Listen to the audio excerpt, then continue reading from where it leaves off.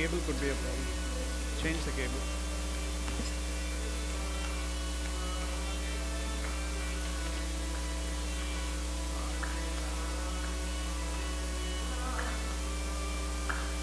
If you need VJ, I have VJ also. If you need VJ, I have VJ also.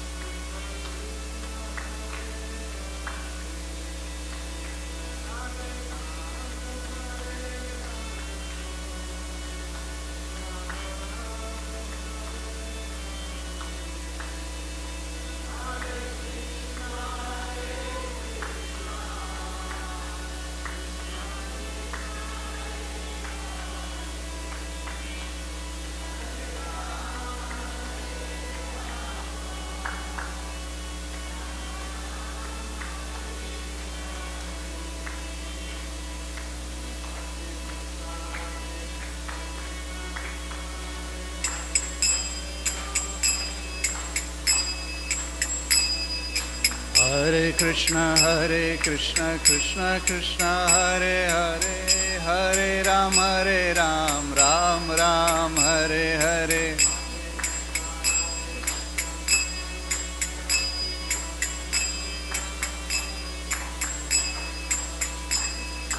Hare Krishna, Krishna Krishna, Hare Hare, Hare Ram, Ram Ram, Hare.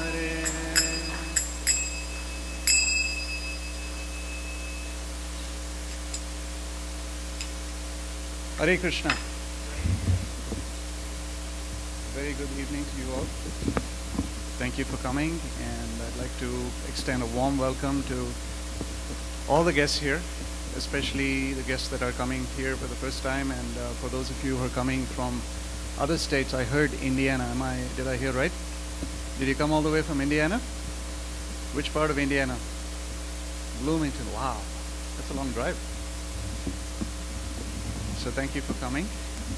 Hopefully this, for the next several minutes, you'll have something to take away, and it will be productive. And if we have any questions at the end of the session, feel free to, if we have time, that is, we'll get to it. But thank you again. Hare Krishna. So today is a very important day. Can anyone tell me why? Ekadashi, yes, very good. And which Ekadashi is this? Papamochini Ekadashi, yes. So I thought today, we'll talk a little bit about that and the significance of this specific Ekadashi. Ekadashi, for those of you who are not familiar, happens every fortnight. Ekadashi, it is the 11th day. It happens twice a month. It goes according to the lunar calendar. So there's one that happens during the waxing stage of the moon, and one that happens during the waning stage. So this is on the dark side. It's not on the dark side of the moon, but it's during that stage when the moon is actually waning. So there's an important pastime that is told and retold several times, to demonstrate, to explain, to highlight some of the significance for this Ekadasi. So in the Bhavishya Uttara Purana, there was a series of discussions that happened between Maharaj Yudhishthira and Lord Sri Krishna. And in the course of those discussions, Maharaj Yudhishthira asked Lord Krishna as to what the significance is of this particular Ekadasi. So the story goes like this.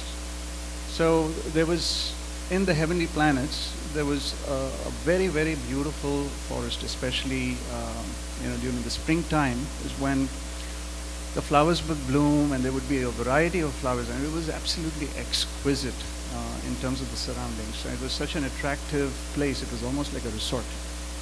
That even for the celestial beings, this was a special place to be, especially during the springtime. And so Lord Indra, the king of heaven, he would be there with all of his associates, his entourage.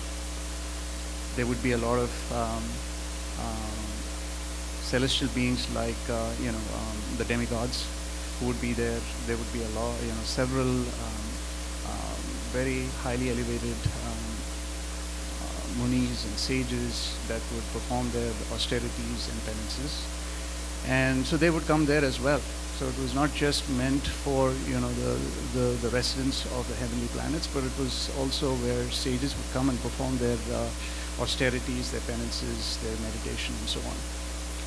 And then, of course, there were the Gandharvas and the Apsaras and the Kinnaras. These were the heavenly damsels that would also come there and spend time with Lord Indra, and Cupid would also be there, for those of you that can relate to Cupid. So in such a situation, there was one particular sage. He was a young sage, but he had many, many years of ascetic prowess in terms of his practices, in terms of his austerities, in terms of his penances. And his name was Medhavi Muni. Very, very, famous and popular amongst the munis at that point in time.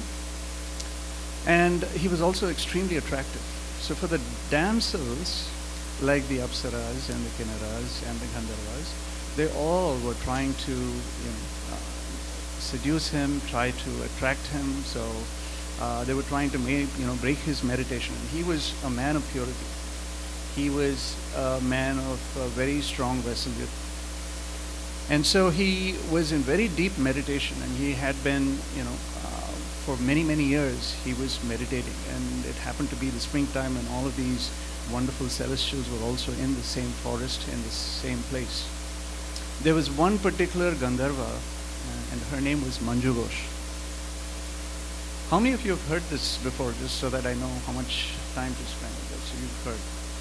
Okay, good. So if it's a repeat, let me know, and if I've missed any details, also let me know. So there was this one particular damsel who was extremely beautiful. Her name was Manjughosh. And Manjughosh was extremely attracted to Medhavi Muni. So she wanted to break his meditation at any cost.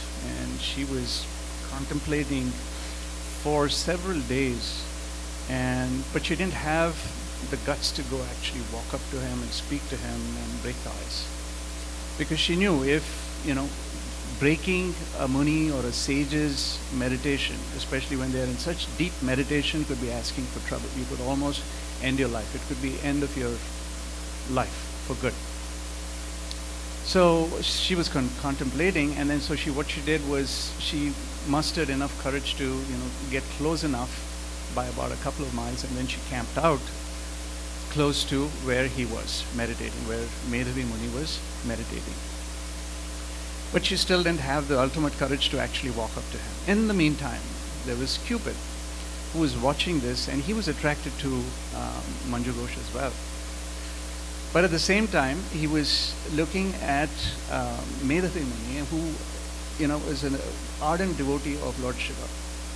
And Medhavi Muni was the son of another very exalted sage who also lived. He had his ashram in the same forest. So both these individuals were, very strong and devoted. I mean, they were devotees of Lord Shiva. And Cupid had a score to settle from the past. That's a separate thread where, Lord Shiva was insulted by his father-in-law, by Prajapati Daksha. And Daksha's daughter, Lord Shiva's wife at that time, Sati, could not bear the insults that her father was making against her husband. And so she jumped into the fire and committed suicide. So having gone through that pain of losing his wife, his dear wife, Lord Shiva was completely enraged. He reduced everything and everyone that was there to ashes, practically. So after that, to cool off, he had to go and meditate. He had to go to a place where he could sit and he could meditate. And he went to a place where he could meditate for about 60,000 years. That was his plan. So as he was meditating, and thousands of years passed by, Lord Brahma got a little agitated. He was watching this, and he sent Cupid to go and break Lord Shiva's meditation. It's amazing. Some of these things you wonder, how and why. But these are pastimes, right? They happen for a reason, and they happen so that we can have some takeaways for us in our day-to-day lives, and those are practical even today. Anyway, at that point in time, Cupid did go and break Lord Shiva's meditation. And as you would expect, Lord Shiva was extremely angry and upset and reduced Cupid to ashes. So he had that score that he had to settle. So this is now, to the present time where Cupid is watching all this happening in this forest, and he decided he should break Medhavi, who is the devotee of Lord Shiva, his meditation. And he had Manju Ghosh as the instrument that he would use. So he made her even more attractive, gave her the courage to be able to go walk up to Medhavi Muni. And sure enough, when Medhavi Muni opened his eyes, he couldn't resist what he saw. And he was in complete love with her. He was completely attracted to her.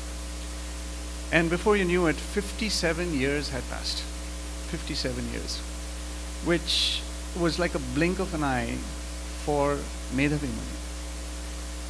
For most of the celestials also, it is not too long a period. For us, 57 years is 57 years. It's long. But these are also 57 celestial years. But even that passed by so quickly because he was having such a good time, he didn't realize that all this time had gone by. And in the meantime, Manju Ghosh, still being in this material realm, said, it's time for me to go back, return to my home.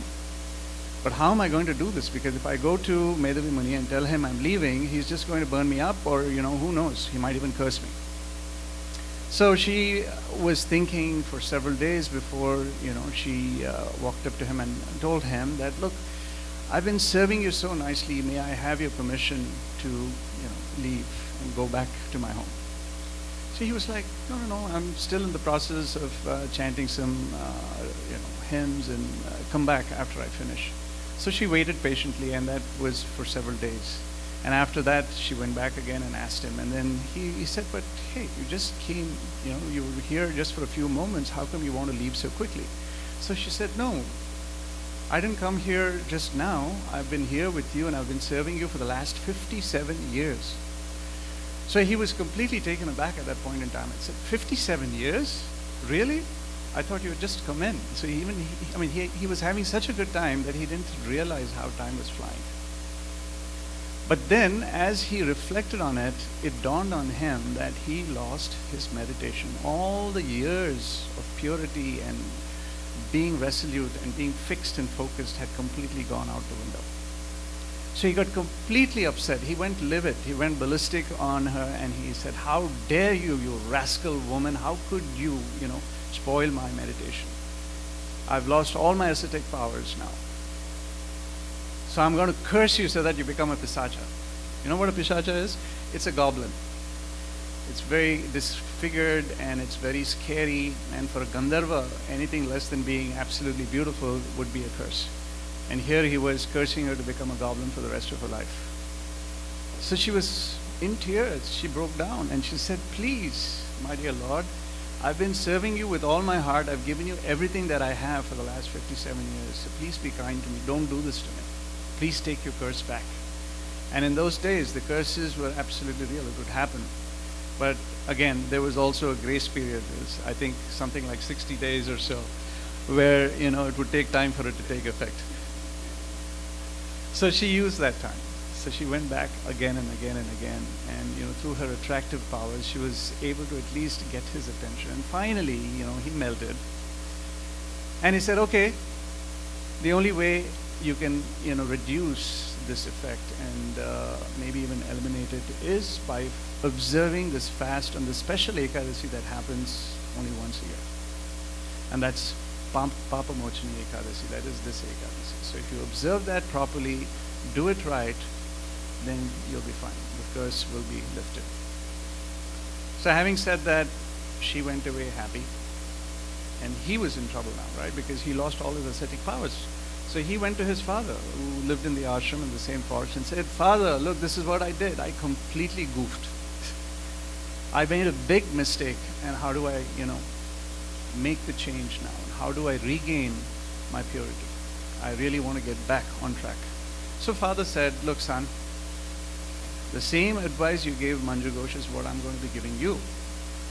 Observe Papa Mochini Ekadasi with all your heart, and you'll be fine. It's as good, even if you had, killed, or it's as good as giving away 1,000 cows in charity. Or if you were to kill a Brahmana, which is considered the most heinous crime, even that would be forgiven. So what to speak of what you've done, even those sins will be completely gone. So the merits of perfection of life would come back to you, and you would be back on track. So with that advice, he followed Papa Mochini Ekadasi to the T. And sure enough, in time, he was able to regain his purity, regain all of his powers, and everything worked out just fine. So the takeaway is that the association of a woman or the opposite sex, especially when one, has made up her mind or his mind to be steady in terms of spiritual life and spiritual advancement, these materialistic attractions can pose to be a huge roadblock. It's like this. If you're focused on the Lord, if you're focused on God, then having, a materialistic, so there's no space for really any materialistic gratification in terms of enjoyment, because you're channeling all your enjoyment to the Lord. But on the other hand, if you are focused on the material side of the enjoyment, it can actually cause the roadblocks that can be a little, not little, but it actually deters you from making the spiritual advancement that you need. You're either in the light or in the shadow. You can't be in both places at the same time. So to the extent that you are renounced, to the extent that you are surrendered to the spiritual way of life, to the Lord, to that extent you're away from the material side of life, and vice versa. To the point that in the Niti Samhita, even the scriptures say that, it is the demigods are known to quote how unpredictable one's or a man, the power of, let me go back. So the power of association of a woman can be so unpredictable for a man that it can actually take away everything that he has. He can forget his time, he can forget his energy, he can forget his goals in life. In fact, he can even forget his own identity. And it is something to be taken very, very seriously, right? Not only during those times, it continues to happen, and we see it even more so in Kali Yuga, in this age of Kali. So even the demigods, even then, said even it could happen to the best of the best. It's not just normal mortals like us, but even to the best of the best, they can fall just through the association, the wrong association of a woman. It doesn't mean you don't talk to a woman, you don't talk to someone of the opposite sex.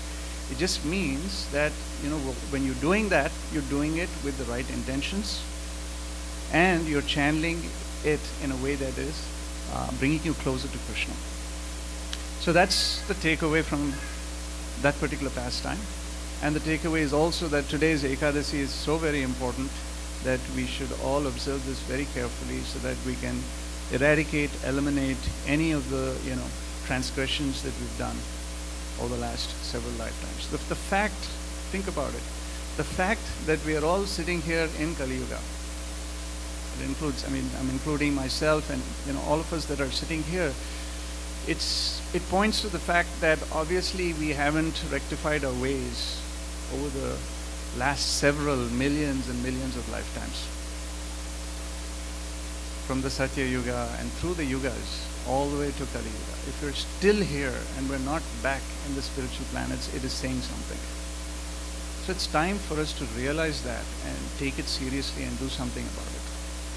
So today's day is, a very special day where we can actually help recognize, realize, reiterate, and reinforce what we should be doing so that we can make this progress in this lifetime and just be done with it this lifetime. We don't have to come back to this miserable world, time and time again. We've already done this multiple times.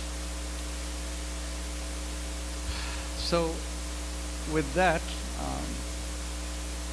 I'd like to just get started with, that was a preamble, give you a little pastime, and get you aligned with where we're going with for this discussion. So today's discussion is talking about how sense gratification, things that we engage in on a material plane, is very, very detrimental to our spiritual life. So one of the things I want you to be aware of, and you probably already are, is that we have 5 working senses. Right? So the sense of smell, the sense of taste, the sense of sight, the sense of hearing, and the sense of touch. So these are very important, these are senses that when they are engaged with the sense objects, it's like adding fuel to the fire. These are very powerful and can, while they are strengths, they can also be extreme weaknesses for us. For instance, for the fish, for instance, the tongue is very, very, very powerful, the sense of taste. And it gets the fish in trouble. What's the best way to catch the fish, right? Apart from catching them in a net, is through a fishing hook. Similarly, there is the deer that's very easily caught and shot down or, killed by the hunter just when just by the sound of the flute.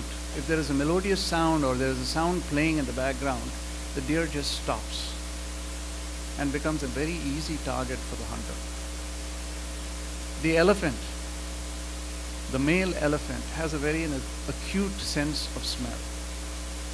So poachers and hunters, use that to their advantage, and they're able to actually use the cow elephant to lead the male elephant into a pit where it can then be captured and put into captivity. So these are things that, strengths that can become the weakness. Now what to speak of humans, right? For us, all of these senses are pretty well developed. So the dangers of really getting into trouble are even more. They're multiplied 5-fold or maybe 500-fold or maybe even 5,000-fold. So again, when we get into a situation where our sense objects are engaged with material, our senses are engaged with the material sense objects, then we end up getting into trouble. And how many times do we see this happening on a day-to-day, in our day-to-day lives? Our senses are controlled by the mind, right? So these working senses are controlled by something higher, and that's the mind.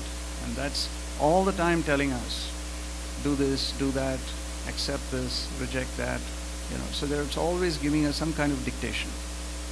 But that dictation is something that we've been getting, over the last millions of lifetimes, unfortunately or fortunately. So the Bhagavad Gita says the mind can be your best friend or it can be your worst enemy. So how we utilize the faculties of our mind is very, very important, especially when we know that the mind controls the senses. Now what controls the mind is the intelligence which sits on top of the mind. And that intelligence dictates how the mind should work. My spiritual master would tell us, when you see a dog chasing you or barking at you, you don't want to run away from it because it's only going to come to my rescue. So don't ever run when there's an animal chasing you. Instead, my spiritual master would say, turn around. If you have a stick in your hand, turn around and show the stick. You may be the kindest person on earth, but you have to do what you have to do, in the sense you have to scare. You may not want to beat the dog or kill it or hurt it, but at the same time, by having that stick in your hand, you're instantaneously holding the dog back. And it's, slowly backs off. So the same thing, the mind is like that. Unless we unless we turn around and tell the mind, hey, stop, you're doing something wrong, you're giving me some wrong advice, the mind is just going to keep running and running and running. The mind is very, very difficult to control. Now, thinking, it just starts with a mere thought, right? Whatever we do, good things, bad things, it starts with a mere thought. And that thinking leads to actually feeling. The more you think about it, the more you feel like, yeah, it makes sense. Maybe we should, invest some time in it. So the mind is telling us, do it, do it, do it, do it, do it, do it. Forget the consciousness for now, which is also telling us, hey, maybe it's not the right thing. Okay, so the intelligence is still there. The intelligence is saying, perhaps this is not the right thing for you to do. This is too risky. Don't do it. But the mind is saying, no, do it. You'll be fine. You'll be fine. And we tend to listen to some of these things and the mind most of the time and get ourselves into trouble, right? So we start investing in that thought. That thought becomes a feeling. Pretty soon that feeling becomes so strong that now you're thinking, maybe it's okay for me to do it. Maybe it's okay for me to indulge. Maybe it's okay for me to move forward on this. And so that willingness then turns into actually committing the act, right? So thinking, feeling, willing, and acting, so they all follow that path. And before you know it, you have to deal with the consequences. It's too late. And sometimes the consequences are irreversible and irreconcilable. So that is the basis of lust. So lust is something that exists. According to Bhagavad Gita, we've learned that lust resides in the senses, in the mind and intelligence. So let's define what lust is. Right? What is it? What is lust? And where does it originate from? So lust is our propensity to engage our senses with the material objects with the sole purpose of deriving some pleasure for ourselves. When we do things separately from Krishna, we're doing it for ourselves. And believe it or not, 9 out of 10 times, if you're not doing it for your spouse or your friend, you're doing it for yourself. You're not doing it really for Krishna. And when you're doing it for Krishna even, there is always that slight feeling of, what's in it for me. And we'll get to that a little later. We're not on a plane, on the platform of pure selflessness. We have to work towards it.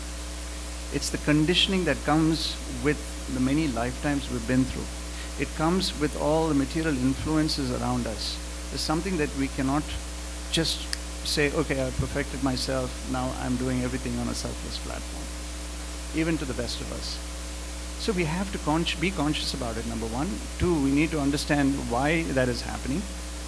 And 3, how we can get over that. So we'll get through some of those as we get through this discussion.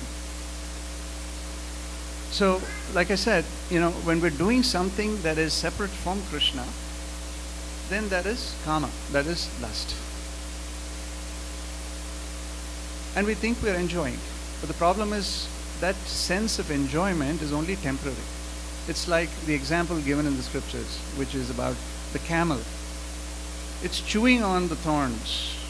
And it's saying, oh wow, it tastes so good, it tastes so good, it tastes good. And it's chewing and it's chewing and it's chewing, not realizing that it's chewing on these thorns, hurting itself, and the blood that's flowing is actually creating the taste that it's saying that makes the camel think that that's the taste, and it's extremely tasty. It's the salty blood, the salty nature of the blood, of its own blood, that's making it think that, hey, yeah, I'm having a great time. I'm really enjoying the taste of these thorns. And it continues to chew. It's just like that. We are going through life, after life, after life. And in this life itself, we're doing the things that we do. It's like chasing our tails. But we don't realize, we don't stop to think that, hey, this may be wrong, there's no difference. I'm looking for some comfort. I'm looking for a different state, a state of happiness, but it's not happening. It's an illusion that is constantly ahead of us that's saying, come, come, come, come, come, do this, do that, do this, do that, do this, do that, and we are not even stopping to think that that is, in effect, useless. We continue to do that. So when that happens, we are engaging our senses in the wrong things, and we're creating more and more lust. And now lust is not just about the opposite sex. Lust manifests itself in so many different ways. Things that we do for money, things that we do for our careers, things that we do for our ambitions. Like I said, anything that we do that is separate from Krishna is lustful. Okay? Now let's talk about what about the origins of lust, right? So where did lust actually come from? So we were all in the spiritual world at some point in time. We were engaging so happily with Krishna, but somehow or the other, we've come into this material realm. And having come into this material realm, we've actually forgotten what it is to relate to Krishna and how we've actually engaged with Krishna and all those lovely pastimes that we hear about. So what was love in the spiritual world is a perverted reflection in this material world, which is lust. So therefore, since it exists as love in the spiritual world and it's the reflection that exists in the material world, we cannot just get over lust simply like that. It's part and parcel of this material world. So we have to realize, look, it's not just for the select few that can actually be free of lust. Everybody in this material world is subject to lust and lustful desires. Unfortunately or fortunately, we were in that situation. So what do? We have to make the best of the worst bargain. We have to somehow get out of that cycle. And that starts with knowledge. That starts with understanding, what lust is all about and how do we get out of this. And we'll talk about that as we go. Now the other part was, like I'd mentioned, lust is totally insatiable, right? No matter how much you engage, you want to engage more and more and more and more. For a wealthy person who's making money day in and day out, they're not going to stop and say, okay, I have enough money, okay, I'm going to close my doors and I'm going to be fine. I'm just going to go into the forest. They're not going to do that. It's not going to happen.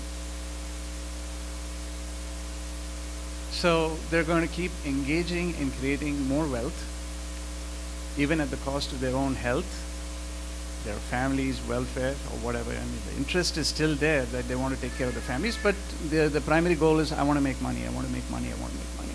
So different people are motivated by different things. And those lustful desires are just going to be taking you further and further and further. And like I said, lust is a part and parcel of this material world. And therefore, because everything in the material world is temporary, even the feeling of happiness is very, very momentary.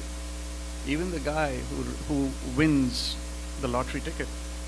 For instance, we just heard that there was just one winning ticket in Wisconsin for 740 million or something like that last time, right? Last week. But even for that person, that there's a finite end. At some point in time, it's going to end. It's going to go. Either the money is going to be exhausted, or he's going to end his life and he's going to be gone. Right? One way or the other, it's gone. So therefore, it's a very temporary thing and it's insatiable. You keep trying and trying and trying and it never ends. It's never going to give you that permanent and eternal happiness that you would get in the spiritual, on the spiritual side. Right? What is it? Yayatma suprasiditi, right? So the verse in the Bhagavatam which says, apratihata, ahaituki apratihata yayatma suprasiditi. So just by engaging and serving the Bhagavata, one can attain total happiness. It completely satisfies your soul, right? At the level of your soul, not just your body.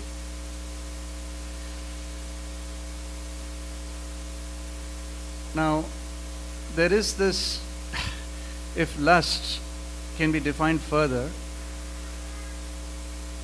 so we went through this. I'm sorry I didn't have the slide up here for you prior to this. But if you look at it, if a person really wants something and that something doesn't happen, then it just gets worse and worse and worse to a point that the person gets very frustrated, right? And we see that in our day-to-day lives as well. And when that happens, you get so frustrated, which leads then to a total state of being in anger, right? And anger then leads to bewilderment. And this is what is also discussed in the Bhagavad Gita. It's a downward spiral if you look at it. And it's just taking you to the bottom of the pit, and then you have to dig yourself out of that hole. So if we don't recognize that soon enough, we're a lost case. Right? So it goes back to the conversation we had on lust being insatiable, right? I don't know how many of you have followed the Rolling Stones. I'm dating myself here, but this is back in the the 70s and the 80s, where the Rolling Stones are singing, "I can't get no satisfaction," right? I mean, so these guys had these songs, but they never really thought about why they're not getting the satisfaction. They never told anybody why this was, a problem, and I mean, why and how it could be changed. Fortunately, we have the scriptures, so it allows us to transcend, these silly love songs and go beyond that and do something with our lives. So, the other thing that I want to mention is, there are 4 elements that we need to be aware of, and that's Janma, Aishwarya, Shruta, and Shri. Janma is all about high birth, right? Being born in aristocratic families, being born in wealthy families. So these are gifts from God. These are some things that we get out of, the mercy of the Lord, as well as the karma that the good karma that we've accumulated over our lifetimes. Similarly, there is Aishwarya. Aishwarya is a lot of wealth. So there are people who win the lottery, people who, make a lot of money, people who accumulate a lot of wealth. And again, that's another gift that they get, right? And then there is Shruta, which is people who are extremely knowledgeable. They, can pat themselves on the back and say, I went to Harvard, or I went to Yale, or I went to one of these Ivy League schools, or blah, blah, blah. It could be anything. I could have attended the IIT. So, there are folks that are, worked hard and are fortunate enough that they've been able to get through some of the best of education in their lifetime, right? And then you have Shri, which is beauty. And this is bodily features, people that are endowed with, good looks, and that they can also, call as gifts from God. The issue is that these, if they're not used properly or used in the service of the Lord, and they're used for our own material benefits, then it can completely backfire to a point that it can actually get us into trouble, right? There are several examples of this. Just take Shruta, for instance. So you're seeing a picture of Chaitanya Mahaprabhu here, but during Chaitanya Mahaprabhu's time, there was a very famous scholar called Kashmiri Keshava. He was a scholar that was so academically and scholastically superior that he could practically win a debate with anybody. And his point was, he would go from state to state, city to city, town to town, village to village. He would pick on the people there, the best of the best, and say, I will debate with you. I'm challenging you. That was how it was done in those days, where people could demonstrate their scholastic prowess. So this Keshava Kashmiri was one such person, and in every place he would go to, he would win. He was, the undoubted winner. He was so good, he was so strong in what he could do, scholastically, academically, he was so good. He could practically defeat anybody. And every place he went to, he would end up getting a certificate. Like we have certificates now, maybe I don't know what those certificates look like, but he got a stamp saying that, you know, you're the best and you beat so-and-so, you defeated so-and-so on this debate. So he happened to go to Navadvip, and there he met with Lord Chaitanya and challenged him. And so he met Lord Chaitanya on the banks of River Ganges, I believe. And there, so Chaitanya Mahaprabhu, so he asked Chaitanya Mahaprabhu, what would you like for me to debate on? And so Chaitanya Mahaprabhu said, we're on the banks of the River Ganges. Can you give me a few verses? Can you just, you know, put together some poems around, you know, glorifying Mother Ganges? And he said, that's a piece of cake. And before you knew it, Keshava Kashmiri was rattling off verse after verse after verse after verse after verse, ran into, you know, over 100 verses in a matter of few minutes. And he was going so fast. He was going just like, you know, like a machine gun. And at the end of it, you know, he stopped and looked. There was no expression on Chaitanya Mahaprabhu. So he said, is this person even getting it? So he asked me, so what do you think? You asked me for a few verses. Hey, I'll give you a few dozens of verses. It was very easy. So then Chaitanya Mahaprabhu, you know, praised him first, you know, saying, you know, at such short notice you were able to do that. I really commend you on all of that. But in verse number 64, there were 5 errors. Can you point at least 5 errors in that verse? So Keshava Kashmiri looked at him and said, wait a second. Verse 64? I didn't keep track of each verse. I just rattled it away. I don't even know what I said in verse 64. So Chaitanya Mahaprabhu said, okay, fine, then I'll tell you.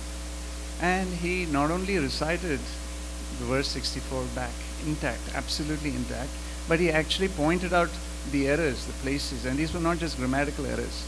These were philosophical errors, errors to do with the content itself. So he was completely squashed. And so it continued that way, and bottom line was, you know, finally Keshava Kashmiri accepted, you know, loss and defeat at the feet of Lord Chaitanya. So we tend to get proud when we have a little wealth. We think, oh, we're the greatest. And if we have a little beauty, we think we're the most beautiful. If we have a little education, we think we're the most elite. Right? So we tend to get that the sense of pride starts kicking in. And it's only human in this material world. But we need to be conscious about it. I'm going to play something for you which hopefully doesn't offend you. But at the same time, you know, it's just meant to take it on from a lighter aspect with some ground reality to it. Okay, and we're seeing this on a day-to-day basis. So this doesn't express, I'm putting a disclaimer here, it doesn't express my political affiliation or anything like that. But just take a look at this and we can keep moving on from here.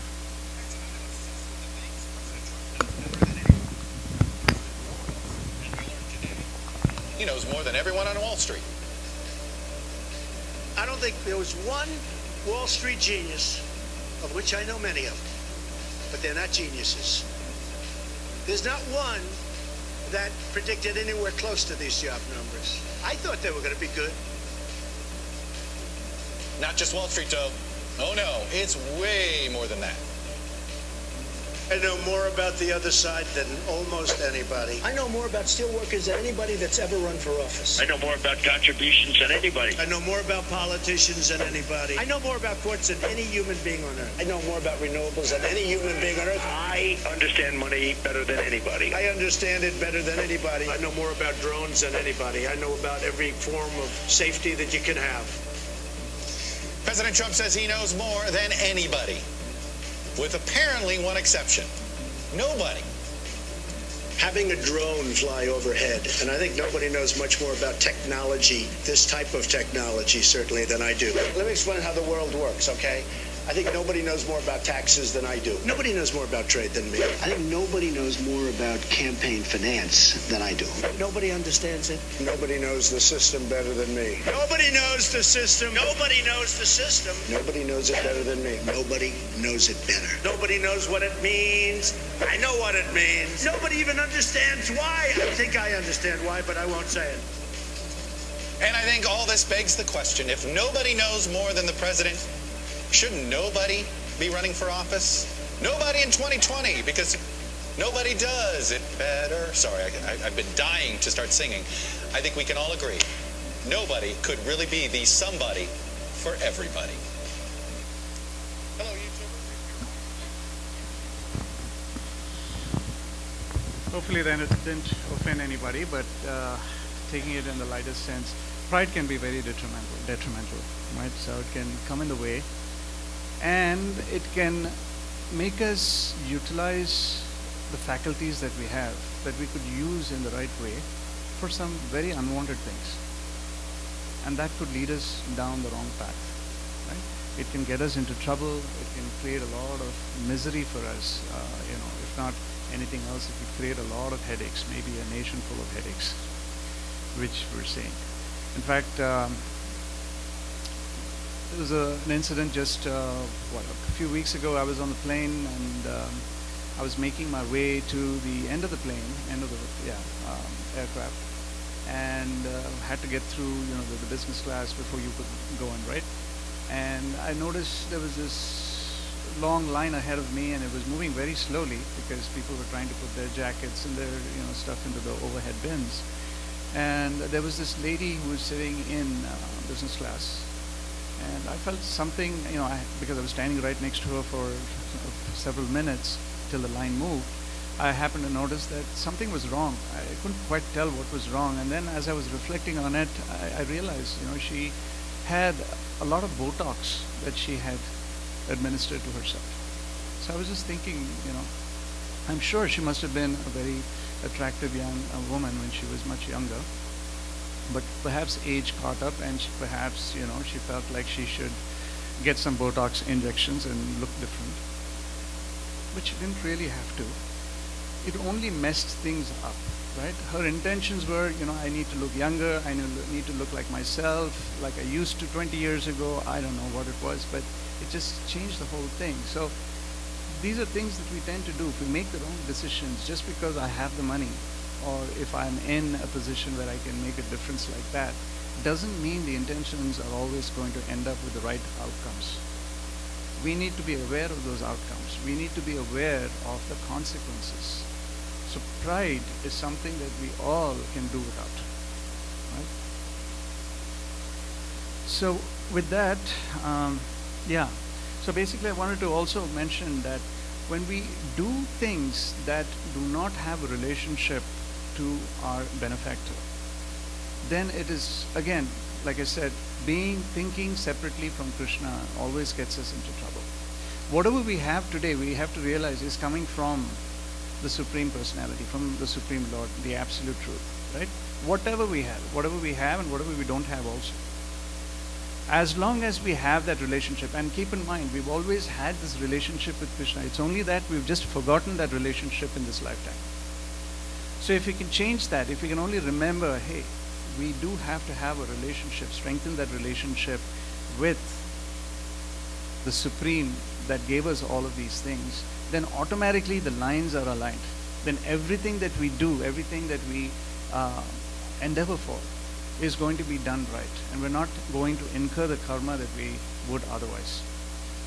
So when you talk about sense gratification, when you talk about indulging in the senses, if these are channeled in a way that they are dovetailed to relate to Krishna, then it becomes so much easier for us automatically. Not only all our, all the spiritual desires that we have will be fulfilled, but also all our material desires are also fulfilled.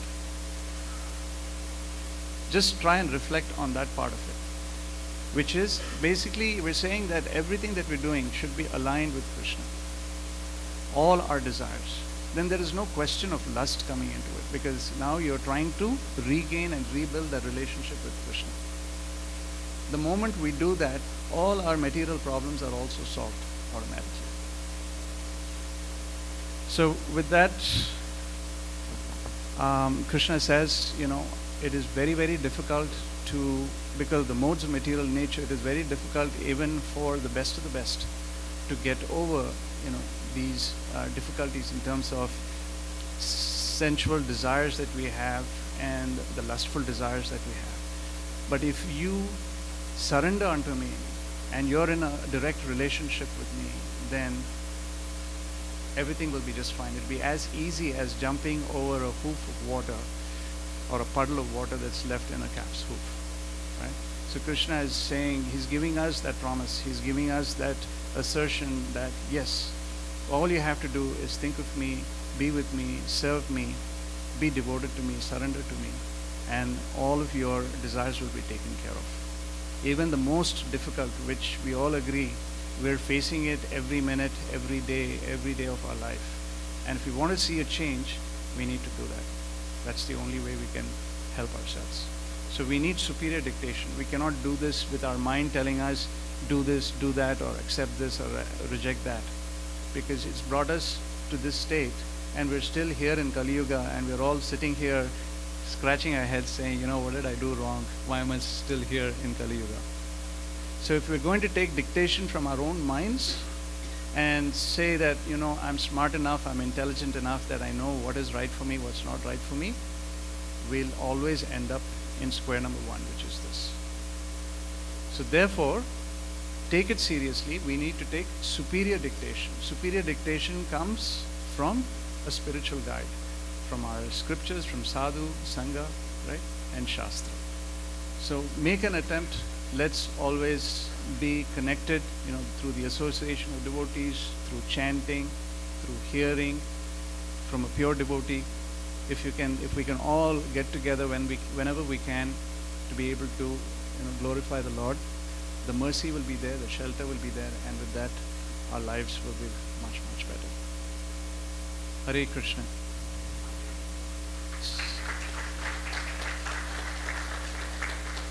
It's a very difficult topic because this topic is generally, our acharyas just on this one topic, they've probably done months and months of, lecturing or, sharing their thoughts and realizations. So doing it in an hour is, especially with a person who's already so engulfed and lost in this material world, is going to be even more difficult. So thank you for putting up with me and bearing with me. It means a lot. Hare Krishna. Any questions that you may have at this point? Let's take a minute or two. I can take a couple of questions before. Yes, Prabhu. Yes.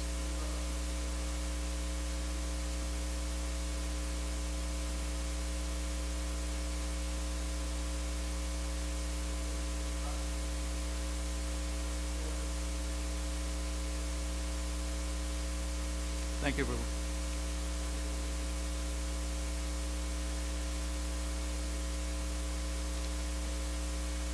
Any questions?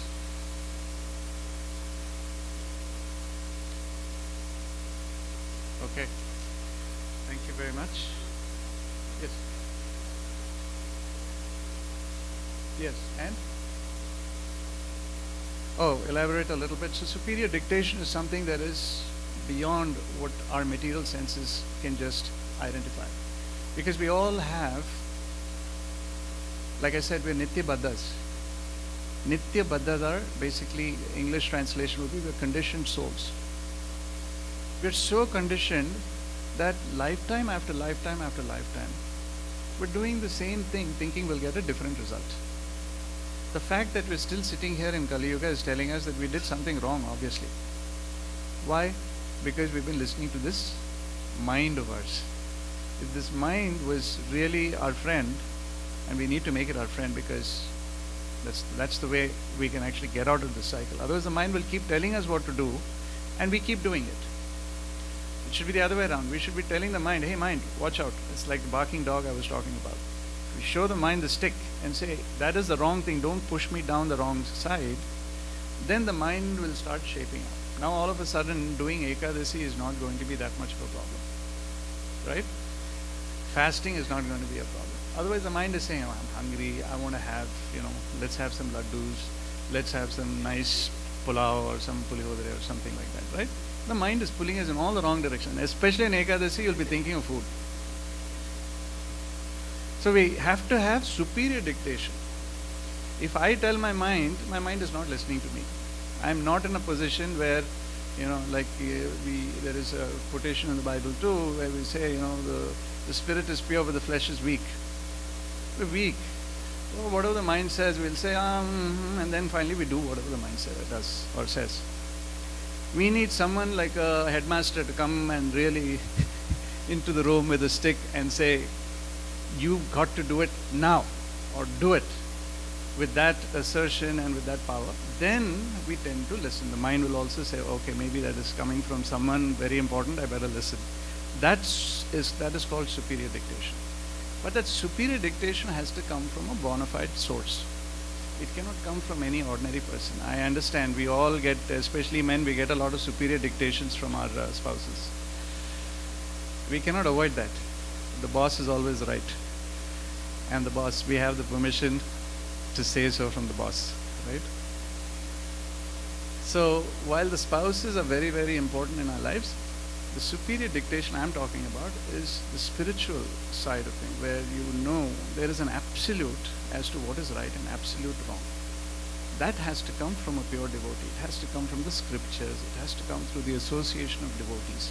That is the superior dictation that we get from Krishna through all these instruments. That is superior dictation. Hare Krishna. Okay. I know you're waiting. I'm keeping you. I'm in between you and Prasadam, even though it's Ekadasi. So we have some sponsorships that we need to... Okay. So we have our Sunday fee sponsorships, and I have great pleasure in announcing some of the sponsors for today. So we have Ramana and Sirisha celebrating son Adarsha's birthday. Can you please come forward and take care of yourself? So we don't clap. Instead, we do a loud Haribol. Haribol!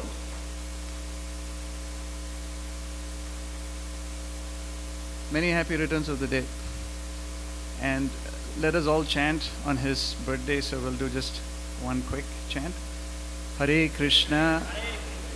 Hare Krishna, Krishna Krishna, Hare Hare, Hare Rama, Hare Rama, Rama Rama, Hare Hare.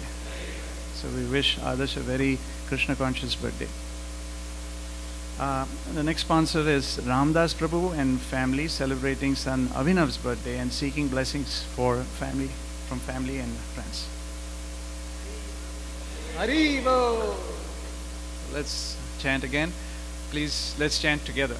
Hare Krishna, Krishna Krishna, Hare Hare, Hare Rama, Rama Rama, Hare Hare. The next one is Shilpa Singh seeking blessings for her mother Usha Chauhan's departed soul. So please offer your prayers, please. From all of us, just take a minute to think and pray for her mother.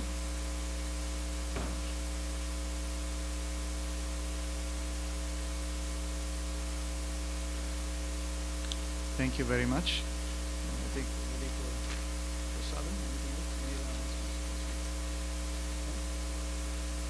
Oh yes.